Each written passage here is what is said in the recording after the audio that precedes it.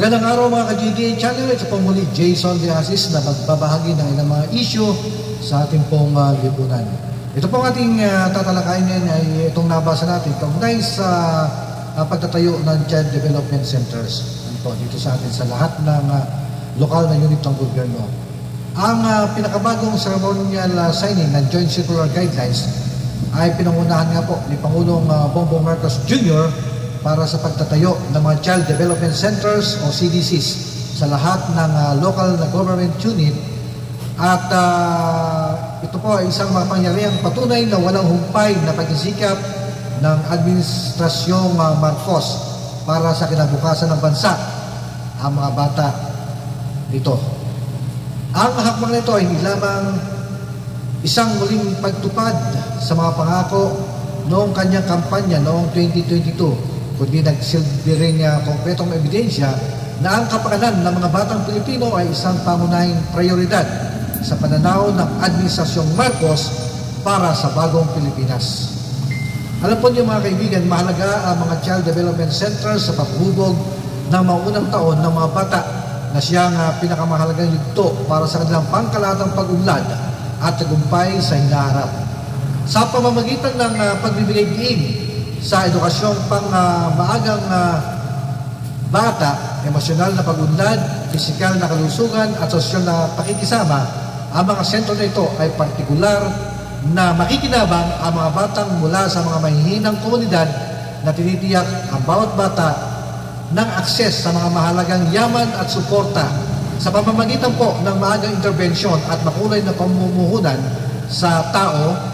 Epektibong masusugpo ang mga siklo ng kahirapan at hindi pagkakapantay-pantay na magsusulong ng mas pantay-pantay na hinaharap para sa lahat.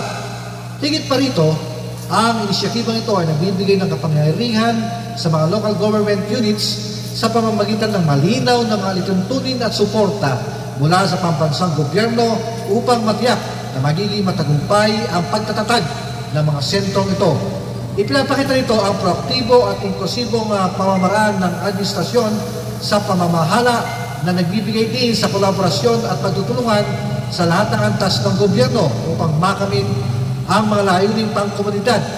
Ang pakikilahok ng mga lokal na entidad sa proyekto ay di lamang nagpapalakas ng ugnayan, kundi titiyak na ang mga pangangailangan ng bawat lokalidad ay matutugunan ng mas epektibo. Sa isang panahon kung saan marami sa mga gobyerno ang nahihirapan sa hamon ng pagbabalanse ng agarang pangangailangan at pangmatagalang pag-unlad, ang focus sa pangangalaga at pag-unlad ng mga bata ay nagtatakda ng bagong pamantayan sa pamamahala. Ang makabagong patakaran ito ay nagpapakita ng pangunawa na ang kalusugan at kapakanan ng mga kabataang mamamayan ang pundasyon ng tagumpay ng bansa. Sa pamumuhunan sa maagang pag-unlad ng mga bata, ang administrasyon ay naglalatag ng matibay na pundasyon para sa mas magaan at mas matagumpay na hinaharap.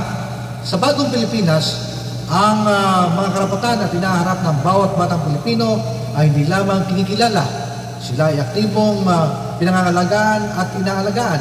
Ang inisyatibang ito ay nagsisilbing patunay na sa ilalim ng gobyerno ay hindi lamang nakatutok sa mga kasalukuyang issue, kundi may estratehikong plano para sa isang maliwanag at mas inklusibong bukas para sa lahat.